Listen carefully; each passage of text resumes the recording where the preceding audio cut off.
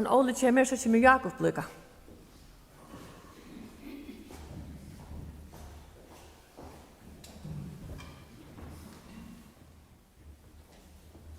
Ja, som råden platt jeg sier, man kan si god morgen, Arne, klokken 12, så framvis en god morgen. Jeg har några kunder, og så kommer han eisen over några kunder.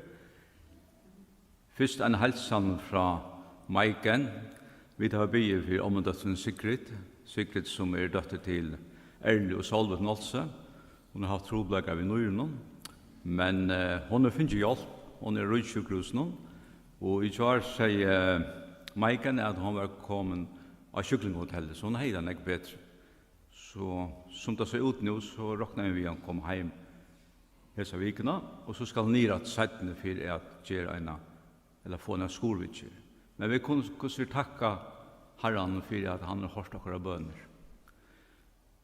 Og så kan jeg nevne Sarepta, at kvinnestemmen vil nå kommende vikskifte, om Herren bøyer vi å komme, og det nekva kvinner som har teknet. Så hvis anker som Iva, så er bare at skunda seg.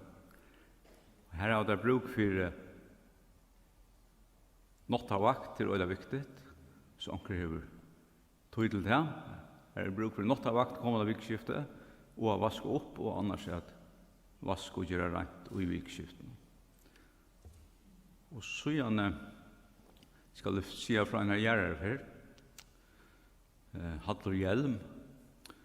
Han 8 år vei, men de har bo nå i Hirschals i noen år, og han andeist 1. september 85 år gammel. Og gjerraferien verer her ur Ebenezer, mykedagen klokkan 14. Så det dere eisne minnast de avhørende tja Hadle. Kjørs vel i han.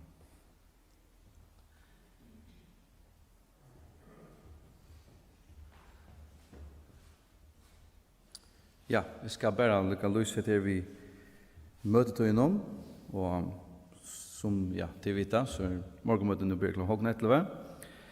Og under korona så prøver vi et nytt tiltak, og ta et XL, Sundagsskolen, her som man rønner å få foreldrene og bøttene. Familiene i Sundagsskolen kommer til en liten løte. Her skal kanskje være mer atlet til de voksne eller til familiene, og det har etnast ordentlig vel. Og vi var, som ditt sikkert vita, avgjørst å halte fram vi sånn, og møteskreien ser noe såløsner ut, og kreldte kanskje det nok så nekv, men det såløsner heter møte vi øyla vel vitja, og til reisende ånder i samkommende som spyr om de skulle slippe til det, og til reisende alle nummer atlanden at det skal være noe for øyl, så er kommet her å bjøve alle samkommende til dette møtet, og det er en lydløte, halve time eller så, her som det er i høve å komme i samband vi kanskje det yngre familiene og de yngre samkommende som man kanskje ikke gjør oftane. Og så kan det sitte som en hyra tjeneste, at man kan gjøre det her. Og vi håper at dette blir en sikning for alle samkommende. Så det skal ikke hukses langt til å være en parst av sundagsskolen nå, men mer en løte eller møte her så vi alle kunne samlast. Og ja, det som skrevet her. Og så seiten det en bibeltime for vaksen, tar vi sundagsskolen annars her. Så til reisende rønt av synder i var, og har ikke ordentlig vel, og her kommer flere og flere til den bibeltimen. Og i det er det Ingvard Petersen som kommer her til den bibeltimen. Og samtidig så sier jeg at takk til kun, og takk samkommende for tål, og i sånn her skiftestøyen noen, og jeg vet at brøtt tøyer så vi jeg vet det kan være kolvettende og ørskimlande, men takk samkommende for at hun er tålen, og eisen for de bønner som har vært om at Herren skal sikne etter, og at det skal være til sikning for dere nødt. Vi råkner vi at snakker for gjødt, da vi ønsker at noe et atterlig som har bøttene det, og til kommende atterligene vi evangelien om, og etter så en rønt at gjøre til Peter. Og jeg husker jo eisen for meg selv da jeg først kom og møte som en unger dronker, en unger medover. Hette er kommet samband vi imensk atterlig, at kjenne eldre folk. Og jeg husker ofte noen da jeg snakket med mine jævnaldre. Det var ikke vanligt at jeg kjente eldre folk som ikke var familie ved deg. och spurte mig först, hur känner du handan att läsa? Här jag kunde säga, ja men det tror jag vi kommer i Ebenezer. Och så det var en god vittnesbörd att här var det vi talade samman och komma på när vi havast imisk atterlig och aldersmåne kanske i rakon. Så jag också att det ska vara något gott för oss öll och jag hoppas att vi sitter till öll klockan 12 i dag att läsa lötena samman vi tar man yngre som får komma in här till oss. Så, Olle, tjus väl.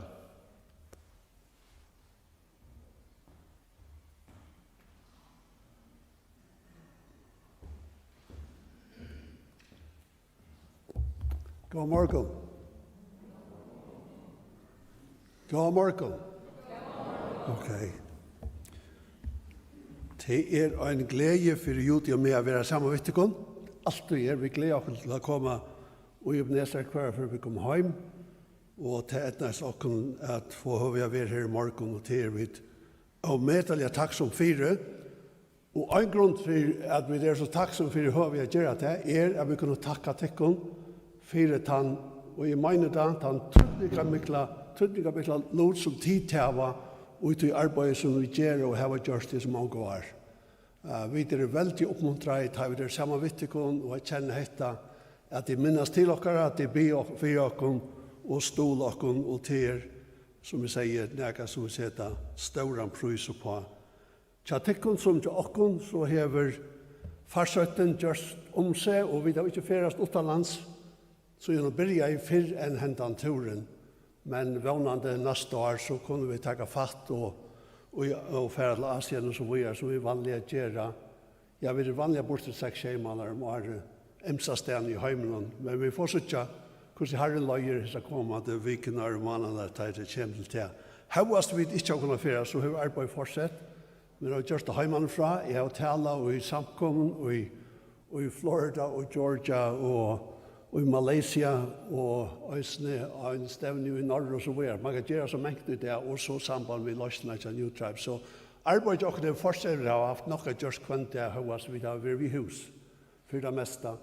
Tog verre heima til okken i Alabama, her stod vestene rattelig nekv, til det kommer til farsøttene, og jeg vil førjon, altså, man merker det veldig ikke. Vi har ikke en maske på i halvt annet år.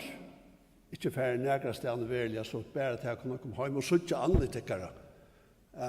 Nekka nødt for okken, vi så ikke bare folk i maske, så vi er takksom for at vi kunne være hjemme disse dagene, og njóta samfellet vi tikkum.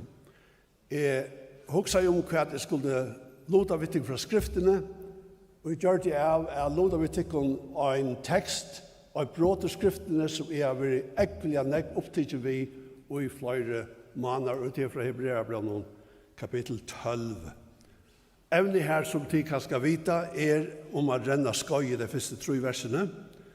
Ikke bare til at vi må byrja vel, men vi må halda av vel og enda vel om det skal etnast okkon renna dette skøyet som Herren hever lagt framfor okkon av et øye renna. Og i hesson samband suttje i hesson teksten eller hesson bråten i skriftene skal til etnast mer som tryggvande og ter som tryggvande renna dette skøyet til endan og sikra. Så må vi hitja atter etter. Vi må hitja inn etter, fram etter og opp etter. Jeg så ikke alt 4 og i hesson teksten ta i hugsi om hese versene her. Jeg skal det etnast mer renna skøy vel, så må jeg hitja atter bæk av og til og minnast teg som fern undan mer og læra fra tøymen. Jeg leser versene Hebreabrevet 12 og til fra 1. verset. Her sier skriveren av Hebreabrevet, «Lædet til øyne i okken ta, vi har så størst gudja vittnen rundt om okken, lædje av okken alt til i tinger, og syndene som hanker så fast opp i okken, og vi tåler renna skøy i okken i firesett, her han i egene vendt av Jesus, opphavsmann og fullkommer av troeren her, som for gledene og i 400 la, tålen løya krossi og lei ønskjøy vettmannerne, og sitter nu vi høyre så jo hasedes gods. Ja, hugsi han, som tålen har båret, at syndere har sagt hon som nekker møte, så tid vera ikke trøtt og møtleis og i salen tikkar.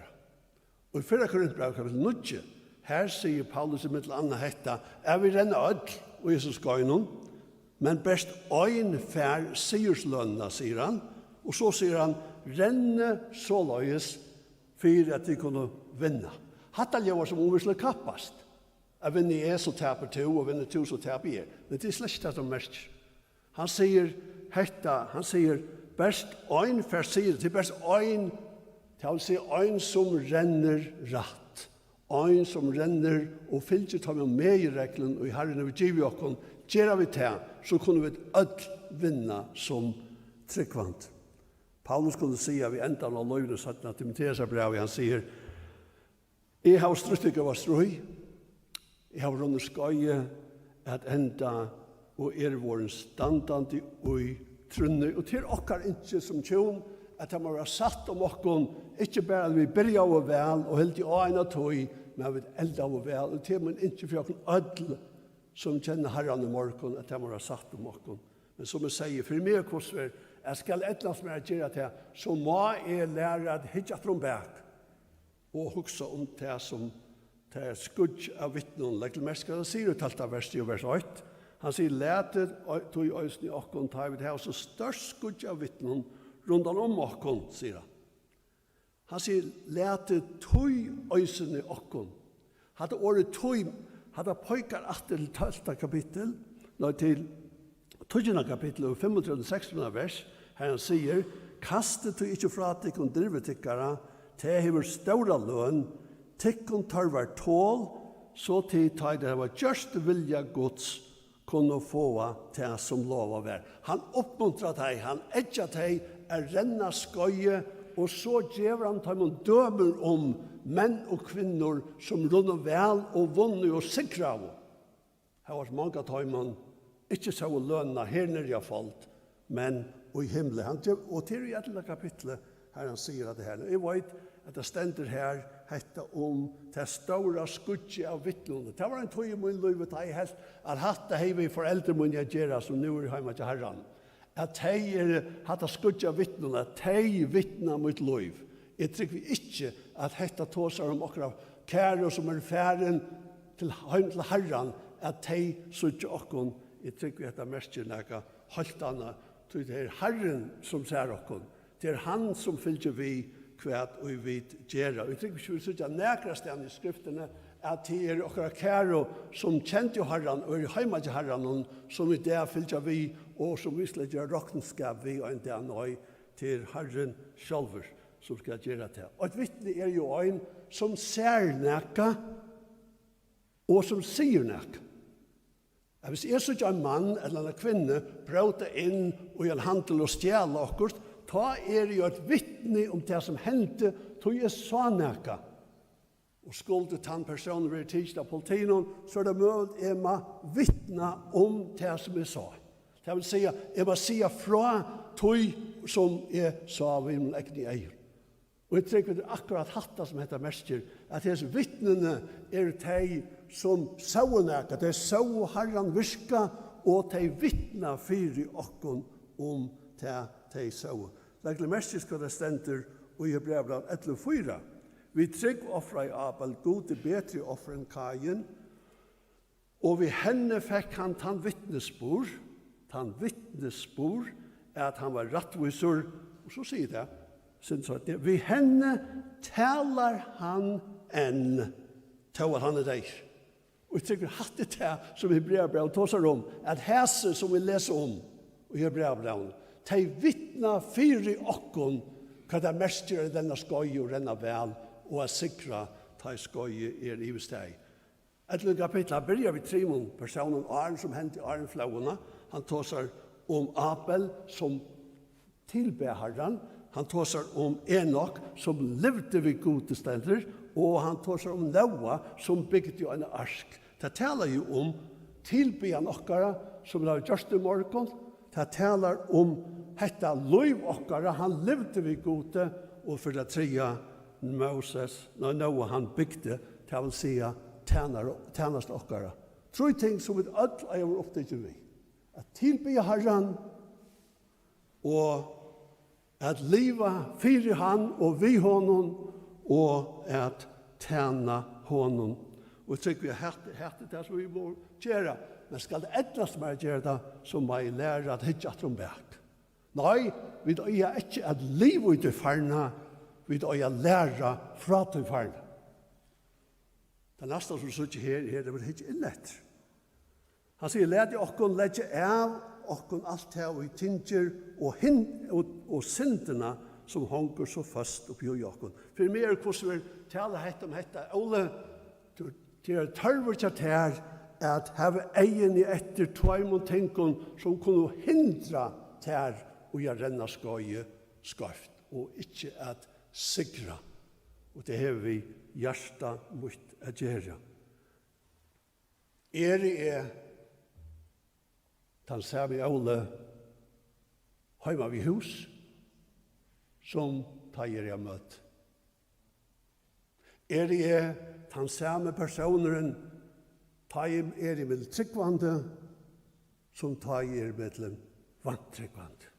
Nekka monra, det øyer ikke nekka monra, hver enn vi dere, hver jo saman vi. Det har vi hjärsta okkara a gjøre. Da vi var under Klagsvøy, og gjort av noen syndrom okkar som gjør det ta. Nekka okkar under mannen ta, vi kan skal så okkara jenter, og vi kan skal sødde om okkara jenter. Hun sa godt ut lengt fra, men lengt fra godt ut. Og i Ivs og jeg som agenter sa i Aule og sa til Aule, han sa godt ut lengt fra, men lengt fra godt ut. Hva mener vi? Jeg mener vi hette, er vi som tryggvande? Til møvel ikke akkurat så gjør godt ut lengt fra, men hvordan tar folk komme nær, og de sutja, hvordan vi huksa, hvordan vi tåsa, sinnelige okkara, hjertelige okkara.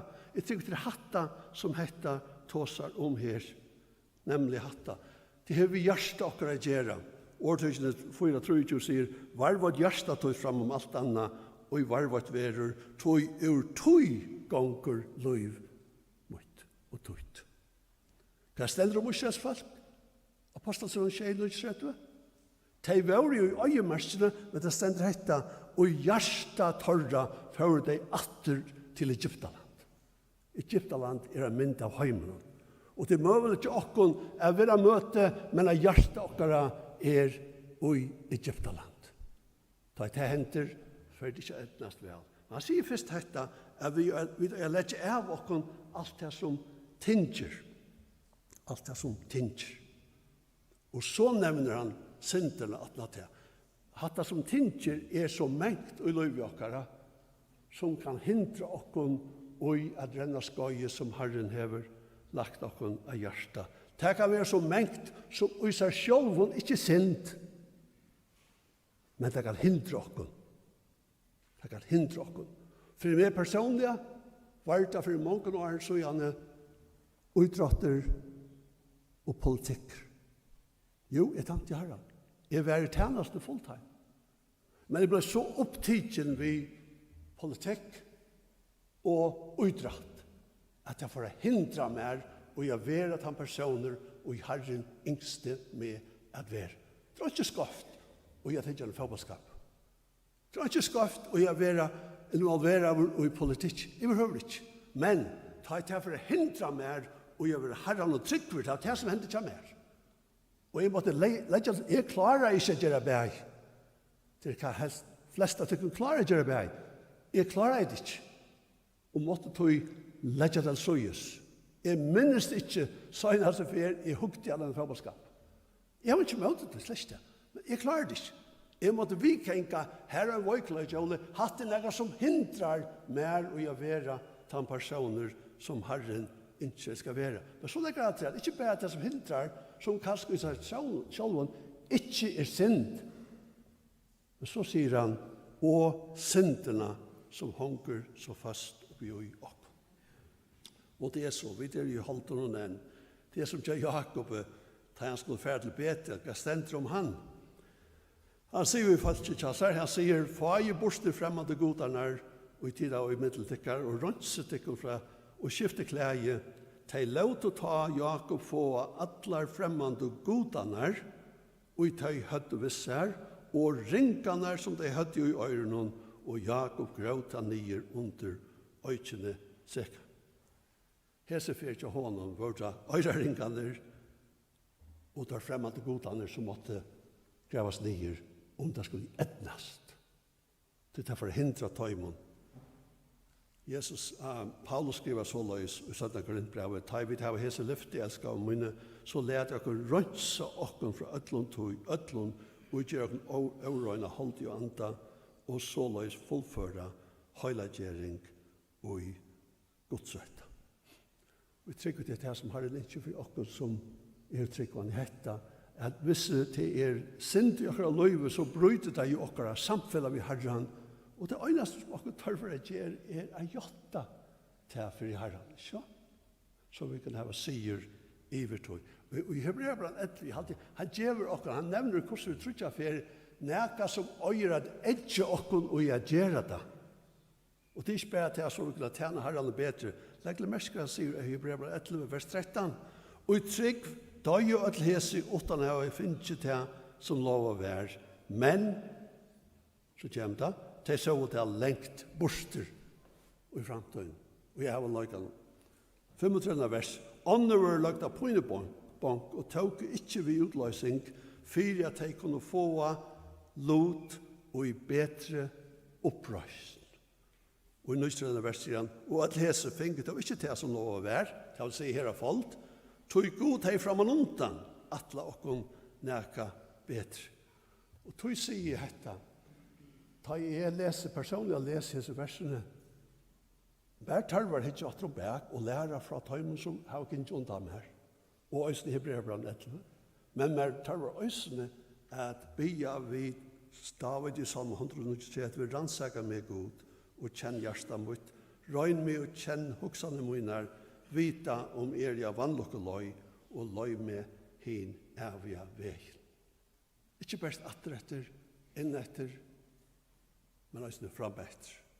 Hebreabrevet 12.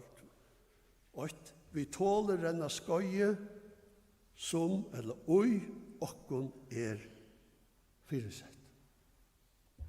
Vi renner ikke hver som helst. Herren har en atlan vi okkon ødt, for okkon ødt. Jeg kan si at det er jo med. Vi hadde en atlan da vi var gift. Og det var affæren Brasilien som tro på det. Det var atlan jokk. Hun skulle omsette skriftene, og jeg skulle røyne å tale Guds år, og så gjør. Men Herren har en atlan. Han brøtte det for oss. Og ikke okken var avbyrden renna til skøy, og i Herren har fyresett. Efeserbrevet 2:20 sier vi skapt, og i Kristi Jesus til gavversk, som god framan undan hever lagt til røyar, at vi skulle leve i tøymen. Og Paulus kunne si i Apostlasøvne 20, men i råkne løy mot ikke verst, for meg sjálvan best, jeg kan enda skøy mot og tjenestene, og jeg har finnet fra Herren. Og så leser det kjære tid. Herren hever en skøy, som han ikke skal renne, om vi er eldre eller yngre menn eller kvinner til lykka mykje. Herren hever givet oss enda framutjarralt, renna og skøy, hånden til ære, og vi må finne ut av hva det er. Men jeg tykker at skøy hever ikke best vi hva vi gjør det arbeid okkara. Jeg tykker det hever vi lente eller karakter okkara gjør til dømes. Han sier ven til heldre til godsøyta. Det hever vi ætbor okkara gjør. Han sier Matteus, lærde jeg tykkere lysa, så det er suttja gav verktykkere og æra feiertykkere som er i himmelen, og det hever vi tjenest i okkara gjør.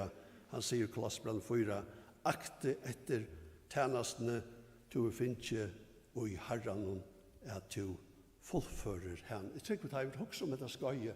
Tar det ikke bare til at som vi gjør og i tjenestene. Nei, til alt liv okkara gjør. Til vi hvor i å gjøre ans vel og det som gjør om man kan se det på andre måter. Og så sier han øyne, ikke best dette, at hitje atter og lære fra tøymelsaken ikke undan noen, og at vi har rannsaka innvarsnes hvordan det stender til i min hjertemorgon, og at de har i egen i etter tog arbeid, tog tjeneste som har en ikke med å gjøre. Men i ångan det gløyme til søgneste man sier her, og til at det ikke opp etter. Han sier her, tar vers 2, bare lese til togene er ferdig, det sier ikke. Vers 2 sier han, hevande eierne vent av Jesus, oppassmann og fullkommer troer henne som for gledene og i fire hånd la, tålen løy kross i lei ikke vannerne og sier til nå, vi høyre så jo hasades gods. Jeg husker om han, som tålen har bor jeg sinter har sagt om som jeg vil møte, så til vi er ikke trøtt og møtleis og i salen tenker vi har gjort det morgen. Vi har husker om han. Så. Men det var når vi gjør det, før ikke de takkene, skjer han viktig. Er det her egene og han. Men det er så mengt som fær okken av løy, så fær okken at hugsa om andre ting. Men det er så nøye der vid oppdea de tingene som dreier okken borster fra hæson at hugsa om han. John Wesley, som er kjent evangelister for mange lengt så gjerne, mamma hans har sier dette. Oit og kvart som måar borster av tøynen kjennsemme, som skær eimløykan ut tøyner samviske, som kamar sjøen tøyne av gode, og elver til lykasælo for i andalion virskiften. Og i stottom sier hun, oit og kvart som økjer vald likamstøyns iver sinne til synd. Det er veldig avbjørnt, da man husker om det som hendte den eldre kvinnan sier. Men her tykker vi han legger oss hjertet, nemlig dette, at her var egene vendt av Herren Jesus. Jeg vil minnes til hvor han hva han gjør det for okken, og hvor han gjør det da, men øysene hva han og i det. Og det som var sikkert at komme sammen og minnes han i morgen, ikke bare deg hansara, men opprøste hansara. Han leste noen uttrykk i Johannes evangelium. Han sier, jeg breiløfses, jeg ljøshamsens, jeg dittnar, jeg hinka og hiren, jeg opprøsten og løyve, jeg veveren og sannleggen og løyve, og jeg sanna vindtræge, vi er huksa om han. Om han. Ikke bare om oss selv, ikke bare om ånder, men huksa om han. Han som opprøsnen og løyve. Han lever i det. For noen år så har jeg vært i Moskva. Faktisk flere år så har jeg vært funnet vekkene NTM. Vi menn som hadde vi omsettig arbeid å gjøre. Jeg har ikke til å gjøre, men alltid jeg var løyer så var jeg. Og jo, det var vi. Om det for noen kvinnen å hitte seg om i Moskva. Og i mitt landa, føret jeg og så balsamere av løvdener av Lenin som ligger i en glaskiste og i en grøv og i reia torgen, kanskje akkurat ikke av sett. Jeg skal ikke ta som hvordan kan jeg si at deprimerende det var. Så tar jeg, det kunne ikke stekke, det kunne ikke si et år som det gikk forbi og utdatt. Men det var nekka skriva av kistene, og det var dette.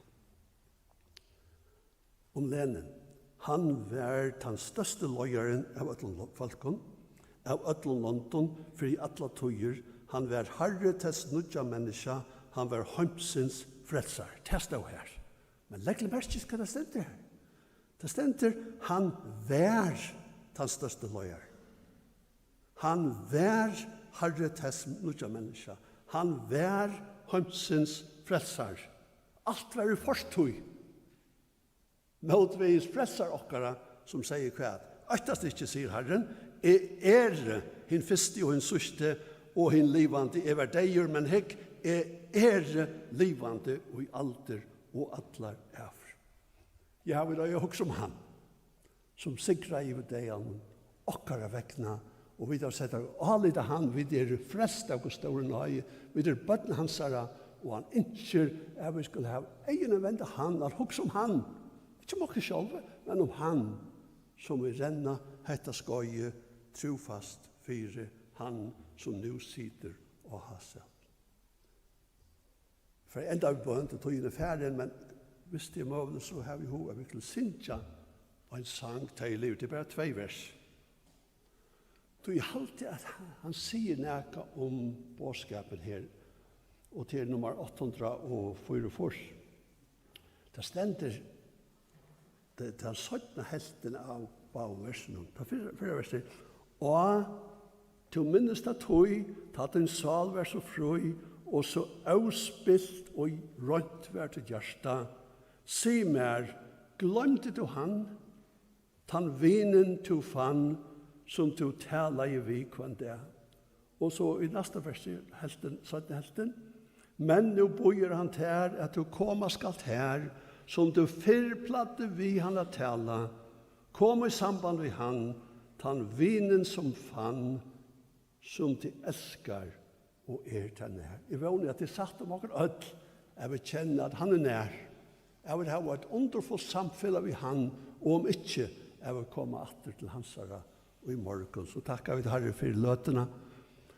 Takkar deg for ditt år, vi takkar deg for dine nøye, vi takkar deg for Herre Jesus som elskar i okkon og gav seg sjálvan for okkon. Vi takkar deg for han det at det rann opp i hjørsten okkara, da vi så ut til myskesvarsta ljøs det kom fra Golgata. Og vi takkar deg for at ta i vi sett okkar alit og at det ta var det som sankren sier, min synd akkur sel, enda viss at du min synd til evig at du. Utstrykka tunnel, og krossen jo og min salen er fru. Vi takkar deg for det frasse som øya som tryggvande, og hjelp okken Herre vi som frelst fra straffsyndarenner, og vi daglig kunne være frelst fra megesyndarenner, og vi vet at øyndet skulle være frelst fra nærver og syndarenner. Vi takkar deg for løten og morgen, vi takkar deg for et år som vi kunne hoksa om sammen, vi beder med å signa hese tankene til okra gjørster, og et jokken Herre er renna skøye som du fyrsett okken, og renna deg vel og trofast til endan, og i Jesu navne. Amen. Nummer 844. Kan du synge det? Røysa, kan du synge det?